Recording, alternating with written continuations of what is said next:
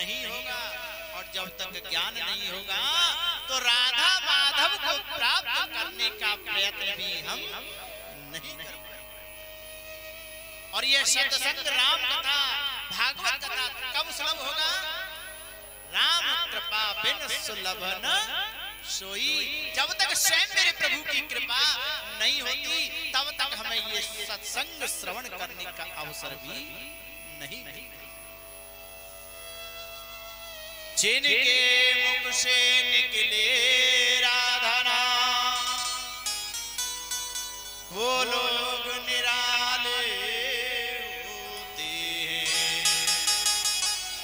जिसे मेरे बांके बिहारी अपना ले, जिसे मेरे बांके बिहारी अपना ले, वो किस्मत वाले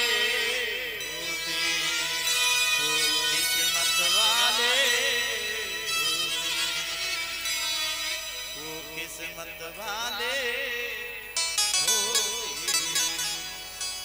मेरे बाकी जारी आगे हाथ पकड़ लिया है श्रीमान आदित्य कुमार जी का और श्रीमती स्नेहलता रानी का, जो 7 दिन पर्यंत तक मेरा बाकी बिहारी आज इनके घर पर विराजमान हो गया। 7 दिन तक यही विराजमान रहेगा और सप्ताह पर्यंत तक आप लोगों को कथाओं के माध्यम से केवल एक ही शिक्षा देगा। जितनी भी भागवत बुद्धि से कथाएं वर्णित की जाएंगी उनका सार तत्व केवल एक ही है। मोहन सा जग सोनिहारा देखा स्वप्न अनेक प्रकार। ओ मादार जो सिद्ध की नाही सवही न चावत राम गुसाई। मोहन साजन शोभ निहारा और देखई स्वप्न अनेक प्रकारा। यह संसार मिथ्या है, झूठा है। इस संसार में जो भी वस्तु आपको दिखाई दे रही है सब असत्य है, नाशवान है। बाकी का इस जीव आपको जो दिखाई देता है उसमें सत्य केवल और केवल मेरे परम पिता और परम पिता का नाम है। बाकी सब कुछ मिथ्या है। प्रेम से बोलो राधे। ऐसी वो भागवत कथा जो देवताओं के लिए भी परम दुर्लभ है। राजा परीक्षित को 7 दिन में मरने का शाप लगा। सुखदेव जी कथा सुनाने के लिए आए और जैसे ही सुखदेव जी राजा परीक्षित को कथा सुनाने के लिए तैयार हुए तभी परीक्षित कथा वक्तुम सभायां संसिते सुखे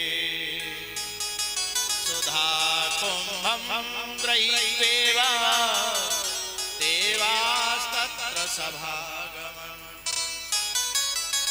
सुखदेव जी राजा परीक्षित को कथा सुनाने के लिए तत्पर हैं। उसी समय अमृत कलश लेकर के उस सभा में देवताओं का आगमन हुआ। देवताओं ने कहा, हे सुखदेव जी महाराज, ये अमृत कलश है। जो एक बार अमृत पान कर लेता है उसको कभी मरना नहीं पड़ता, वो अमर हो जाता है। और राजा परीक्षित को मरने से इतना डर लगता है ना, इसलिए वो कथा सुन रहे हैं। तो सुनो, ये अमृत हम लेके आए हैं, राजा परीक्षित को पान करा दीजिए, पिला दीजिए। और जो भागवत कथा जो आप इन्हें सुनाना चाहते हैं वो आप हमें प्रदान कर दीजिए, वो आप हमें सुना दीजिए। राजा परीक्षित को मत सुनाइए, राजा परीक्षित को मत पिला दीजिए।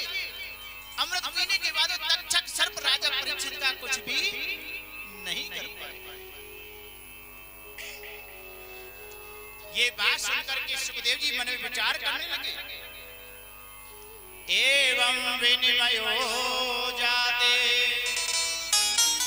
सुधाराज्ञा प्रपीयता प्रपश्यामो वयं सर्वे श्रीमद्भागवतं श्रीमद्भागवतामृतम्। विनिमय कहते हैं व्यापार। अरे ये कथा श्रवण की भावना से नहीं आए, ये तो व्यापार की भावना से आए हैं। अगर कथा सुनने की भावना से आते हैं तो इन्हें बैठने के लिए स्थान ही भी देता, कथा भी सुनाता। परंतु ये तो अदला बदली करके व्यापार की स्थिति में है। हमें कथा दे दो और इसके बदले में राजा को अमृत प्रदान करा दो, ये तो बदले की बात है। व्यापारी जैसी भाषा बोल रहे हैं, अर्थात ये कथा के अधिकारी नहीं है। राजा परीक्षित से कहा, महाराज बताओ आप अमृत पीना चाहते हो या भागवत कथा श्रवण करना चाहते हो? तब ये बात सुनकर के राजा परीक्षित ने कितना सुंदर उत्तर दिया। राजा परीक्षित कहने लगे, महाराज क्वं स्वधा क्वं कथा लोके क्वं काच क्वं मणिर्महा ब्रह्मरातो विचार्येवं तदा देवान्यहंसः। ब्रह्मरातो विचार्येवं, ब्रह्मरात राजा परीक्षित का वास्तविक नाम है, पंचांग का नाम। ब्रह्मरात राजा परीक्षित का वास्तविक नाम। ब्रह्मरात पंडितों के द्वारा रखा हुआ नाम है और परीक्षित भगवान श्याम सुंदर के द्वारा रखा हुआ नाम है।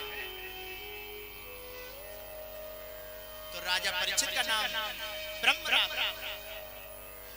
ब्रह्मरात विचार्य एवं राजा परीक्षित मन में विचार क्या कर रहे हैं? क्वं स्वधा क्वं कथा लोके, इस धरती पर कहां कथा और कहां स्वर्ग का अमृत, ये कोई तुलना बराबर की नहीं। ये तुलना तो ऐसे हो रही है जैसे क्वं कांच क्वं मणिर्महा, जैसे एक मणि की तुलना कांच से की जा रही हो। कांच की और मणि की कोई तुलना नहीं है। अब लगा लीजिए, अमृत कलश को एक कांच की संज्ञा राजा परीक्षित दे रहे हैं और भागवत जी को मणि की संज्ञा दे रहे हैं। जो मणिधारी सर्प होता है, उसकी जो मणि होती है वह व्यक्ति को इच्छित वस्तु प्रदान करने की सामर्थ्य रखती है, सर्वशक्तिशाली बना देती है। उस मणि की तुलना कांच की मणि से, अर्थात भागवत की तुलना भागवत जी को सर्प की वह मणि के समान और अमृत कांच की समान। सुखदेव राजा परीक्षित ने विचार करके कहा, महाराज मुझे भागवतामृत की आवश्यकता है, स्वर्गामृत की आवश्यकता नहीं है। राजा परीक्षित की प्रश्न उत्तर को श्रवण करके सुखदेव जी कहने लगे, देवराज इंद्र अब मुझे लगता है कि अब आपको यहाँ पर नहीं ठहरना चाहिए, क्योंकि आपको आपके प्रश्न का उत्तर मिल चुका है। देवतागण सुखदेव जी महाराज के पास से जाते हैं, ब्रह्मा जी के पास पहुंचे। ब्रह्मा जी से जाकर के पूरी बात बताई, गुरुजी ब्रह्मा जी आज हमने इस प्रकार से और राजा परीक्षित को अमृत पिलाना चाहा, परंतु उन्होंने अमृत पान नहीं किया, बल्कि हमारे अमृत को ठुकरा करके और भागवत कथा को श्रवण करना उन्होंने स्वीकार किया। हम जानना चाहते हैं कि भागवत में ऐसी क्या बात है जो उन्होंने स्वर्ग के अमृत को भी इसके आगे ठुकरा दिया। ये बात सुनकर के ब्रह्मा जी कहने लगे, 7 दिन की ही तो बात है, 7 दिन इंतजार करो और उसके बाद स्वयं परिणाम देखो। इंतजार करें और उसके बाद में राजा परीक्षित की क्या गति होती है स्वयं देख लेना। बोले महाराज हमारे पास में इतना समय नहीं है। देवताओं का महाराज हमारे पास इतना समय नहीं है। तब ब्रह्मा जी ने एक तराजू लिया और तराजू लेकर के उस तराजू के एक पलड़े में संसार के जितने भी व्रत तीज त्योहार सत्संग पुण्य कर्म संस्कार सबको रख दिया और दूसरे पल्ले में भागवत जी को रख दिया।